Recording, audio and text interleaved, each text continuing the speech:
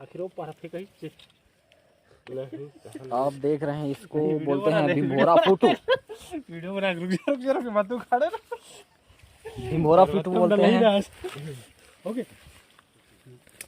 जिसको नागवंशी सर के तेज नजरों ने देखा है और बहुत दूर लगभग 100 मीटर दूर से पीछा करते हुए आ रहा है 100 मीटर दूर से नागवंशी सर इसे देख लिए थे और वहाँ पर गाड़ी खड़ा करके यहाँ पर पटेल सर और पोटाई सर फोटो निकाल रहे हैं।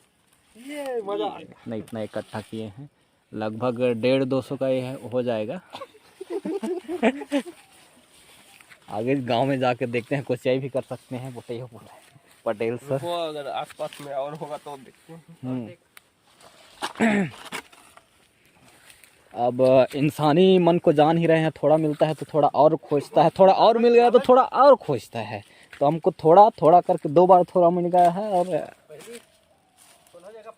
वाह वो कल छोड़ देते ना गड़बड़ इसमें। चल वही रहन मिल सकते हो फोटो। अब लालच मत कर देते। चलो वो लालच ऊपर लिख दी।